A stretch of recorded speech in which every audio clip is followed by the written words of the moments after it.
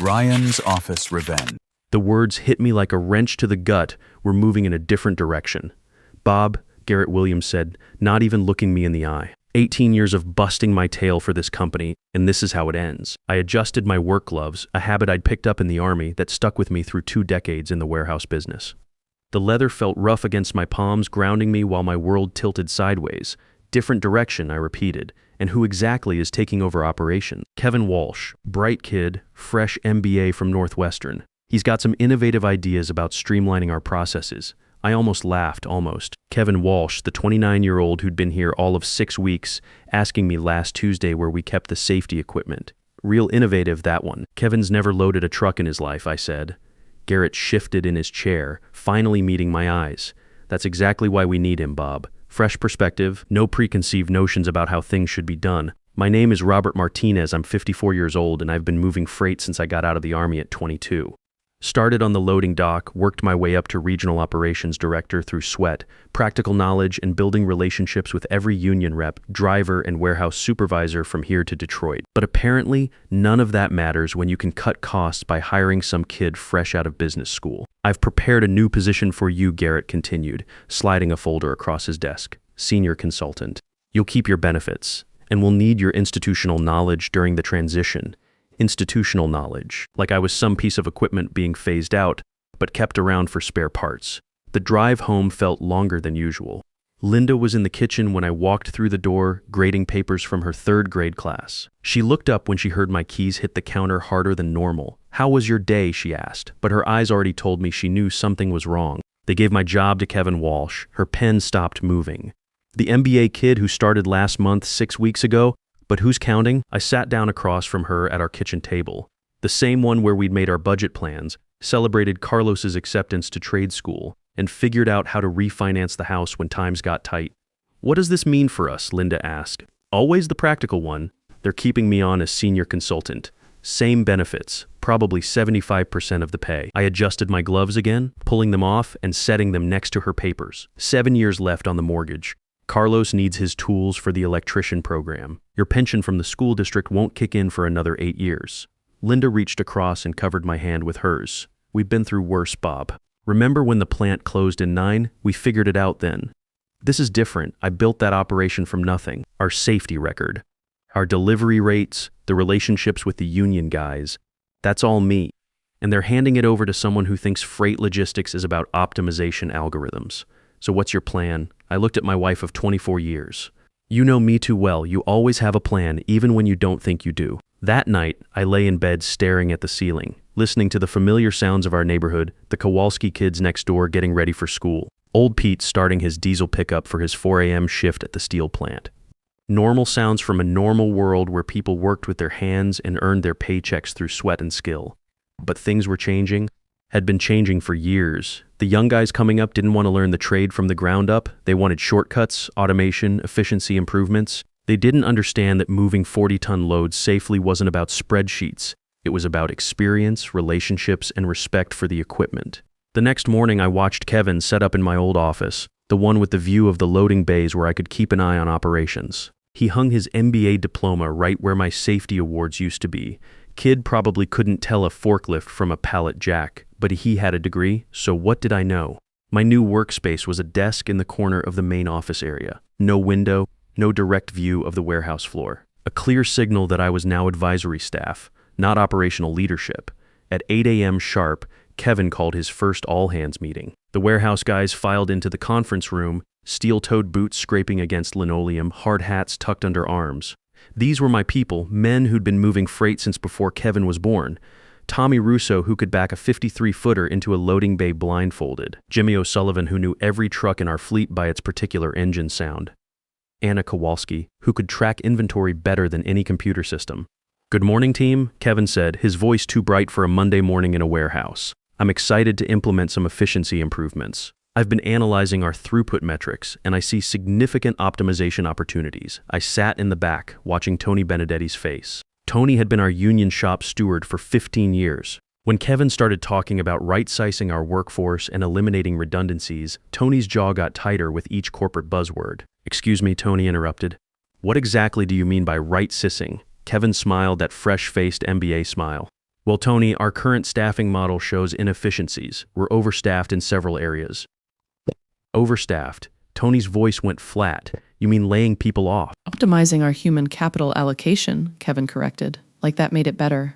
I adjusted my gloves again, feeling the tension in the room ratchet up another notch. These guys had families, mortgages, kids in school. They weren't human capital. They were skilled workers who knew how to move 40-ton loads without killing anyone. Let me be clear about something. Tony stood up, his voice carrying the authority of someone who'd been dealing with management for longer than Kevin had been alive. These men have been doing this job safely and efficiently for years. Tommy, there hasn't had a single incident in 12 years. Jimmy knows every truck in this fleet better than the manufacturer's specs. You want to optimize? Start by understanding what we actually do. Kevin's smile faltered slightly. I understand the concern about change, but modern logistics requires data-driven decision-making. We can't rely on outdated methods just because they're familiar. Outdated methods. Jimmy O'Sullivan's voice cut through the room. Kid, I was loading trucks when you were in diapers. You think your spreadsheet knows better than my 20 years of experience? I watched Kevin's face redden. The kid was learning his first lesson about warehouse culture. Respect is earned, not assigned by title. I think we should focus on the opportunities ahead, Kevin said, trying to regain control. Now I've identified several areas for immediate improvement. First, we're going to streamline our loading protocols. I've developed a new system that should reduce loading time by 15%. Anna Kowalski raised her hand. What about weight distribution? Our current system ensures proper load balance for safety. The new system accounts for efficiency first. We can address other factors as needed. The silence that followed was deafening. Every person in that room knew that improper weight distribution could kill a driver or destroy a load. But Kevin was focused on his efficiency metrics. After the meeting, my phone buzzed with messages. Tony, this kid's going to get someone hurt. Jimmy, does he even have a CDL? Anna, my grandmother knows more about logistics. I typed back the same response to all of them, give it time. What Kevin didn't understand, what they never taught him in business school, was that our operation ran on relationships. The drivers trusted our loading crews because they knew we wouldn't overweight their rigs. The union worked with us because we respected safety protocols and treated people like professionals, not line items. Our clients stayed loyal because when something went wrong at 2 a.m., I answered my phone. 3 days later, Kevin implemented his first optimization. He cut the loading crew from 6 guys to 4, despite my recommendation to maintain full staffing during the transition period. I'd seen this before: new management trying to show immediate results through cost cutting. Bob, Kevin appeared at my desk that afternoon, panic creeping into his voice. We've got a problem. The Detroit shipment is running 3 hours behind. I looked up from the safety reports I'd been reviewing. That's the Midwest manufacturing load. Yeah, they're threatening to pull their contract. Something about delivery guarantees. I set down my papers. Midwest Manufacturing had been with us for 12 years. Their logistics manager, Jim Morrison, was a 30-year Army veteran who'd started as a truck driver and worked his way up. We understood each other.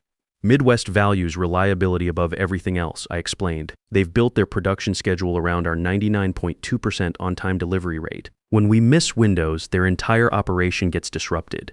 Can you call them? Smooth things over? I considered him for a moment. This was exactly what I'd expected. Create a problem, then ask the old guy to fix it. I could reach out to Jim Morrison, I said. We've got history. Morrison, right? That would be great. Really appreciate it.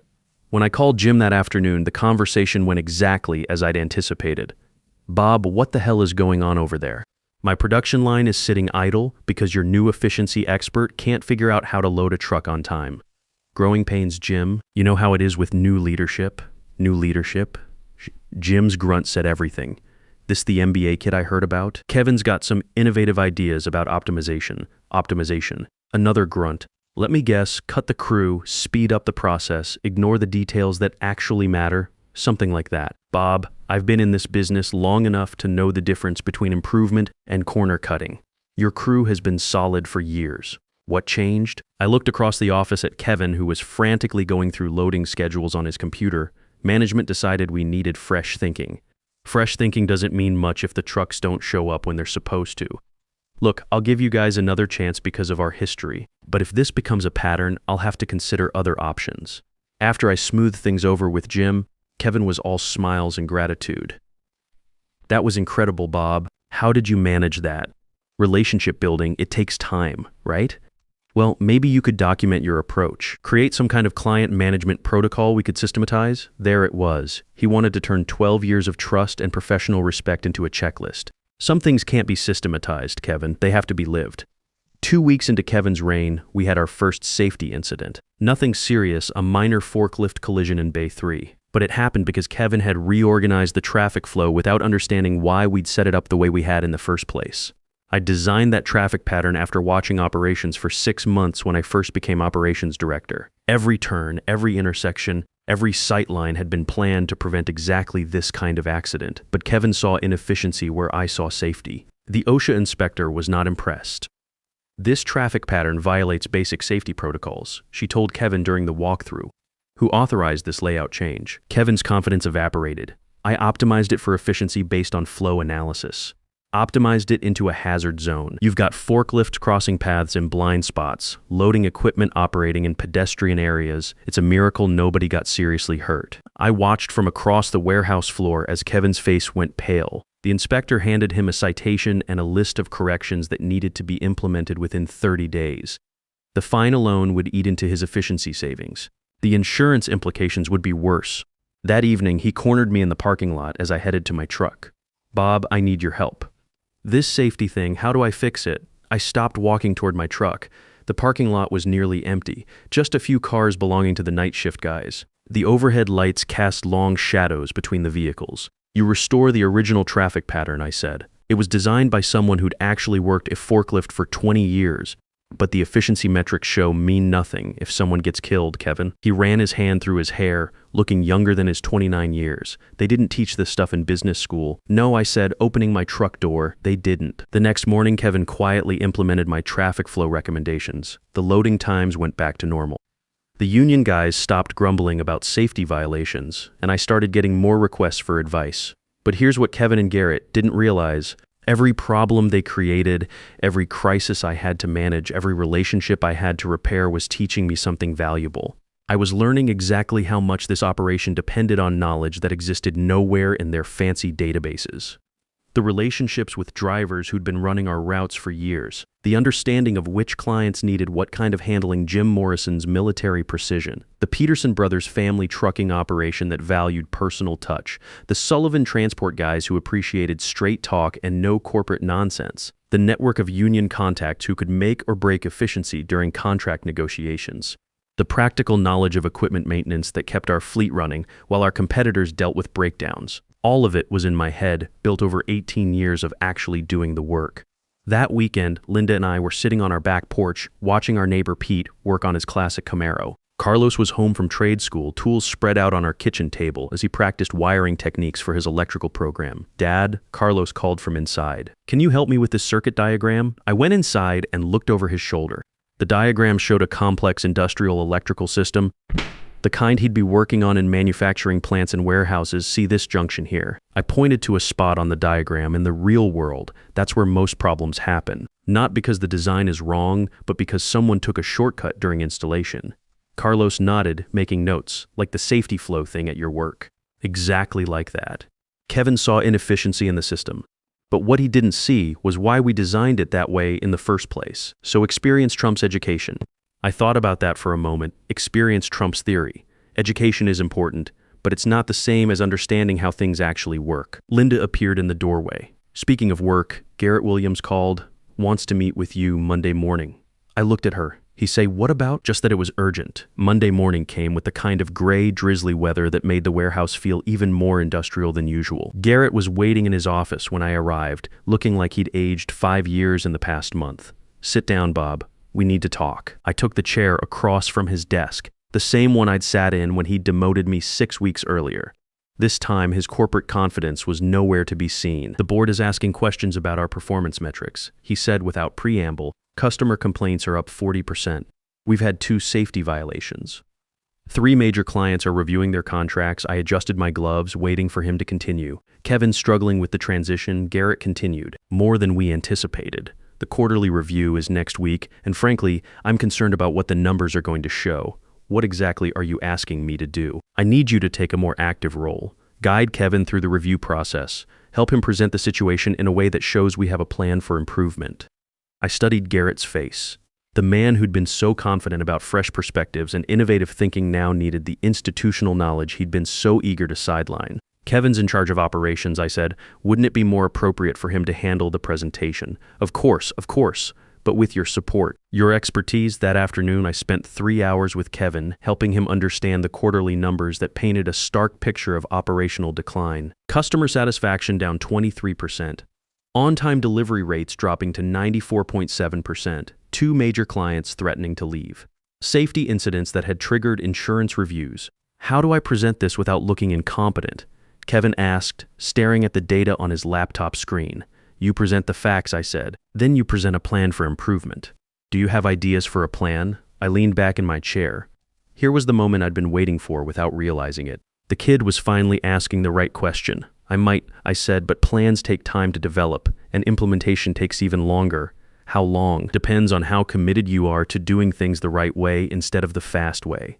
Kevin nodded eagerly. Whatever it takes, I can't afford to fail at this. That evening, I sat at my kitchen table with a yellow legal pad, writing down everything I knew about fixing the problems Kevin had created. Not to help him succeed, but to understand exactly what it would take to rebuild the operation properly.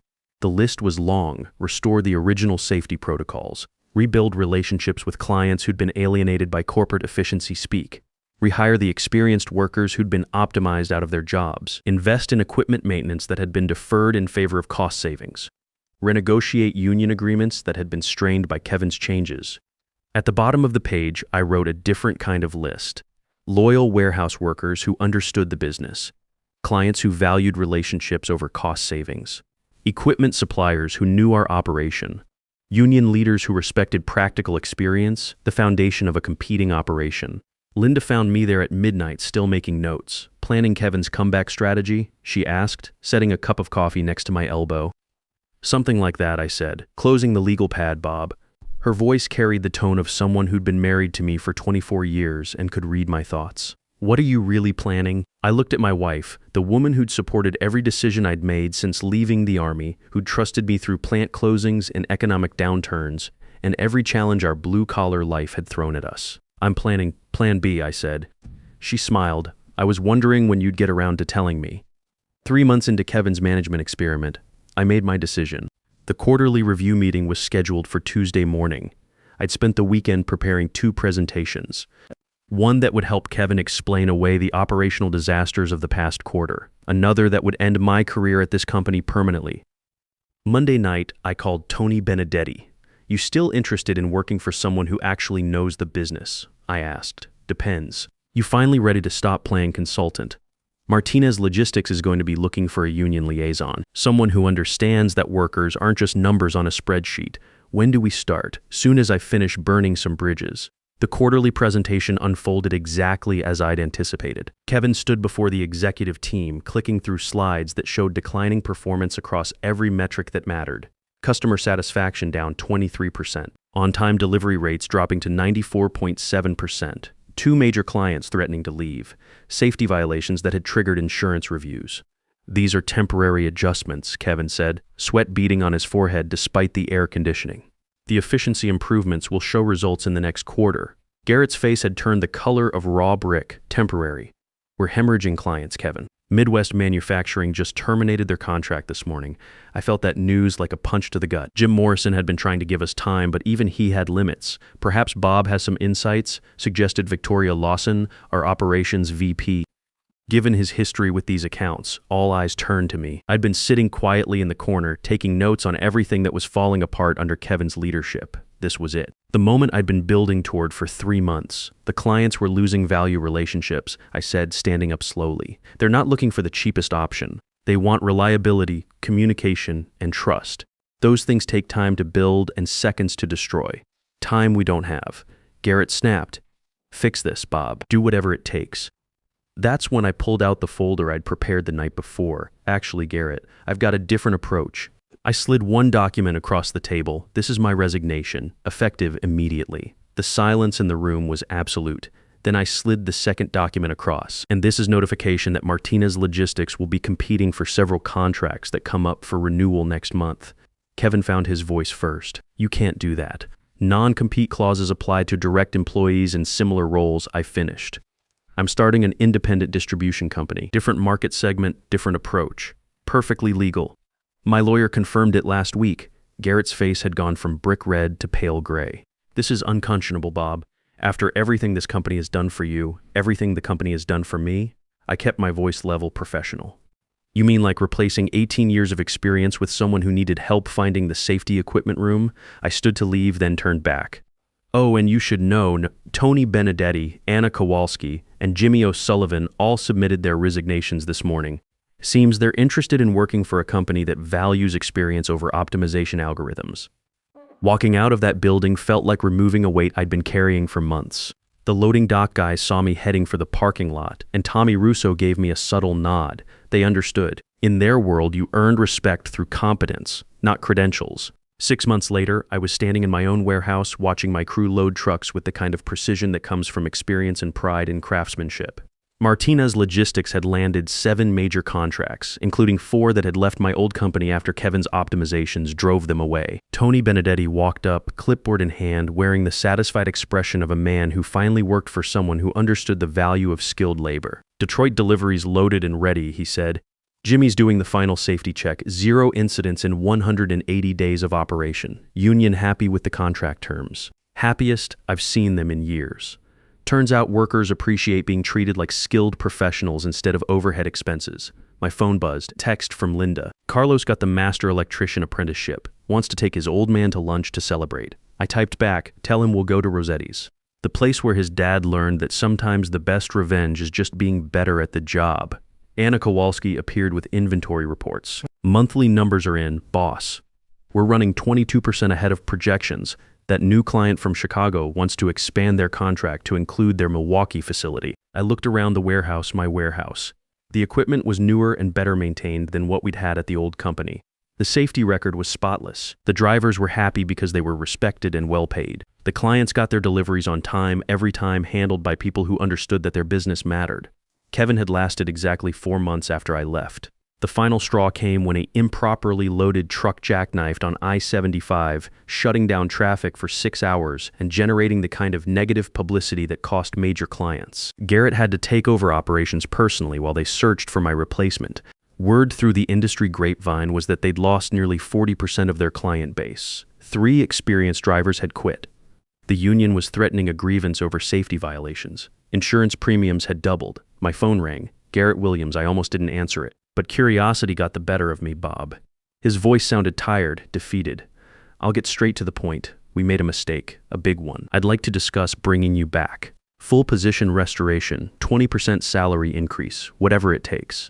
I looked out at my loading dock where Jimmy O'Sullivan was training 2 new hires on proper cargo securing techniques, passing along knowledge that couldn't be learned from a manual. "I appreciate the call, Garrett, but I'm not available." "Come on, Bob. Let's be practical here. You've made your point." "This isn't about making a point," I said, adjusting my work gloves. "This is about building something better. Something that values what people know, not just what they studied." After I hung up, I walked out to the loading dock. Carlos was there picking me up for lunch in his work truck. My son, the electrician apprentice, learning a trade the way trades should be learned, through experience, mentorship, and respect for the craft. "Ready to go, Dad?" I looked back at the sign over the warehouse entrance, Martinez Logistics, built on experience. "Yeah," I said, "I'm ready. Sometimes the best plan B isn't revenge. It's proving that what they didn't value was exactly what the market needed." Kevin taught me that efficiency without competence is just organized failure. Garrett taught me that loyalty is a 2-way street, and my old company taught me that sometimes you have to lose everything to build something better. If you've stayed with me through this story, I appreciate it. Maybe you've been through something similar, had your experience dismissed, your knowledge undervalued, your loyalty unrewarded.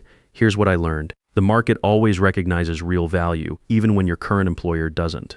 Sometimes the best response to being underestimated isn't anger or bitterness. It's building something so successful that your competence becomes undeniable. Your experience matters, your relationships matter, and there's always a plan B if you're willing to bet on yourself.